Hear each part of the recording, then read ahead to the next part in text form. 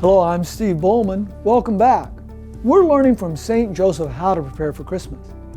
This week we consider our fourth and final candle. It is a need for silence. And if you wish your Christmas this week to be truly different, nothing is more fruitful than finding time to be together with God in silence. During Advent, we've been following St. Joseph's journey to that first Christmas. Of course, most of us know the story of the birth of Jesus. In St. Luke's Gospel, we read that Mary and St. Joseph journeyed from Nazareth to Bethlehem for the Roman census. While they were there, the time for Mary to give birth arrived. Unfortunately, there was no room for the Holy Family in the inn. Instead, they took shelter in a nearby cave, and there Jesus was born and laid in a manger.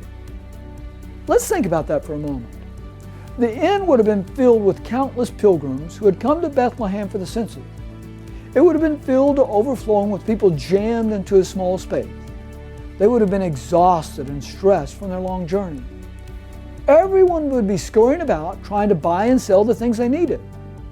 Mayhem is the word that comes to mind, and it sounds just like the scene at the mall this last week before Christmas. But notice, that's not where the first Christmas happened.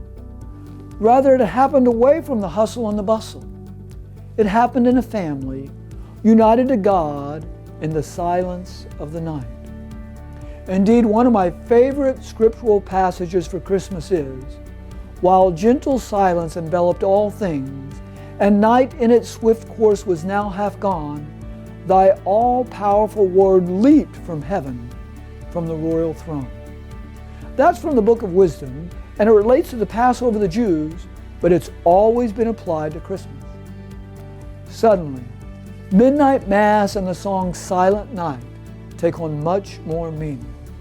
Indeed, one of the great ironies during Advent is to be in the midst of them all, jammed to overflowing with frantic shoppers, and hear Silent Night playing softly in the background.